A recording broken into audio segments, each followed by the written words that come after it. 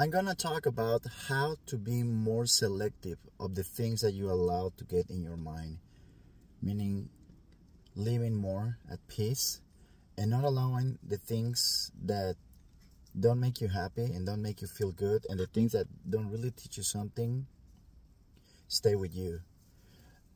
And we know that the consequences of not being like that is having your mind just wandering, having a really bad feeling many times about things around you. Could be at home, could be when you watch the news, the way you feel about the government, the way you feel about relationship, the way you feel about work, the way you feel about school. And how that can affect you not only mentally but physically as well. So we have to be able to live our lives in a more peaceful way. Being more strict when it comes down to what we allow to get up here and not. And you can see all kinds of stuff going on everywhere that doesn't feel very good. Paying attention to the thing going on around us in this world, in your country, could be in your city or in your town, even in your neighborhood, and at home, at work, school, relationships. There is so much stuff going on. There's so much thing going on around us that it's easy to find feedback, data, information that we don't like, and information that doesn't make you feel good. When I play tennis, I always keep my mind focused. I'm not really, when I used to compete, and I will keep my mind on the court. I was not really paying attention what's going on the bleachers, who is walking by the court. I mean, I just kept my mind on what's going on in the court. And that is one thing that I decided to do with my life as well, with the things that are going on around me, and I don't want them to get into me.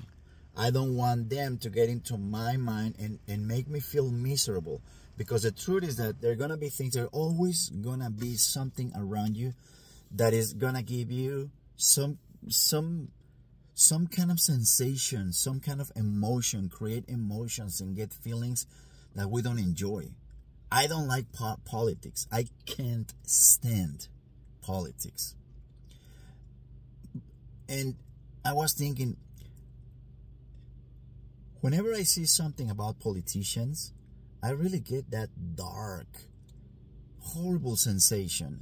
But in the end, it's up to me to control that. I am the one person that can say, okay, I am allowing this to affect me, not them. It doesn't matter what they do. It doesn't matter what they say. I know how they are. That's my opinion. That's my belief about them. That's my perception. Yet I'm still looking at what they're doing. And I don't really go out there looking for information about politicians. I never do. But it doesn't matter if you're on Instagram or you're on Facebook. You're even watching TV. You're always going to hear something about it. So I decided, I cannot allow other people to really rule in my mind and say, this is where your importance should go, on me. And I was thinking, I have to be able to see the things that are going on around, everywhere, in any field, and say, this doesn't bring me anything good. This doesn't give me any knowledge. This doesn't make me feel good. This is not something that is really gonna make me smarter or bring peace to me. So I have to learn to look at those things and say, you see that coming, and you have to let it go. That is one thing that I like to work with the kids when I teach tennis, and I tell them, when your emotions are getting to you, emotions, feelings, sensations, it's like a bird that you see from the distance coming towards you, and that negative emotion, you see it flying towards you, and then you turn around and you see it passing you by, and once that, even though that bird is gone, you turn around and you're still looking at it while it's going away. You see, so you're kind of dwelling on it and sticking to it, instead of saying, you're going to see all these birds coming. This is all the negative emotions, the bad sensations. Just let them go. You see it, but you don't follow it. Let it go. You see the next one? And in the beginning, they're going to get to you because they're emotions. That's one thing. It's inevitable that we react to emotions. We will never get to the point to control the emotions so much that we don't feel nothing. That's not going to happen. And I'm telling you now, you're going to see people that are going to promise you on courses, or if you buy my program, or if you come to my seminar, that you are not going to react to anything. That doesn't happen. You react. You react, but what you do about it is what you can control. And so you can see that emotion coming towards you. You see the birds coming. That my reaction is, oh, there it comes. But I just give it that one split second, and then I let it fly by. I'm not following it. I don't care where it's going. I don't care which direction or how long it's gonna be there. See it and let it go. And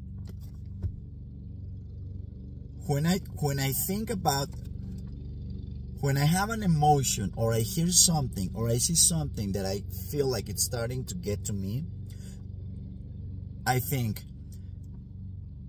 is it bringing you anything good? What gain did you get out of this? What should you be focusing on instead? Maybe this is just, take it as one more test to improve, to get better at ignoring things.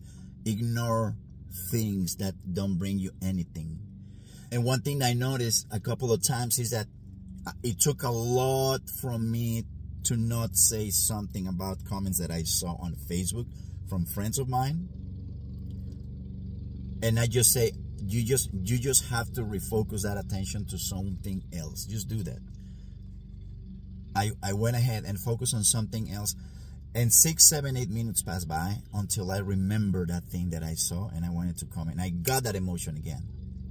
And I thought, between the first time I saw that and 6 minutes passed, and then you remember that. Those 6 minutes in between that you didn't have this in your mind, that you forgot, you were perfectly at peace. You were fine. You didn't feel like you were really controlling yourself, or you didn't feel like you were struggling to keep your attention on something else. Those 6 minutes, you didn't feel anything. It was gone, like it didn't exist. So that's what kind of pushed me and say, so what I have to do is I have to learn to refocus my attention on something that I really like immediately. Don't blame yourself for feeling the reaction, because we are humans. That comes in our DNA. That is in our nature. But the thing that is not in our nature is how we react. What do we do about it? What do you do next? That's the one thing that's in your power. It's not in our nature. It's something that is up here in your power. What do you do about it? You don't have to prove anything. You don't have to show anything. They can think, they can say, what people have in their minds is their business, not yours. And you have to understand, you're not going to change people's points of view. The best thing that you can do is just put what you think, put it out there on the table for them. And if they take it, good. And if they don't, it's not your problem. It shouldn't give you. We shouldn't be struggling trying to change people. We shouldn't be struggling with the idea that we cannot make people change. We should be focusing on ourselves, thinking, pay attention to what you're doing, react, but respond the way you want. You cannot avoid reacting one way, but respond the way you want to respond. You be in power of your response, and focus on the things that are gonna focus on what makes you smarter, that creates critical thinking, that teaches you to control yourself and stay calm and centered. And one of the things that I noticed, that is that as soon as you start having a little more control of yourself, you start seeing things in a very different way. You start noticing, like, it's kind of silly that I used to react to this thing, or that I used to give it so much importance, because in the back of our mind, we were grown. We grew up believing that we have to respond. That if you don't say anything, it's because you're a loser. It's because you lost the argument. No, you don't.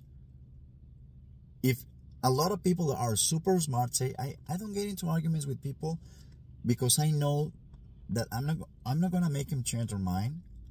And a lot of these people don't even have enough information to argue with me. And I really don't care about making them change their mind. A lot of people talk about things that they don't really know, but they already have an opinion on it. And it doesn't matter, even if you show them why they're wrong, they're not going to change simply because of their ego. And the truth that in the end, just remember, you should not be interested in trying to make people change.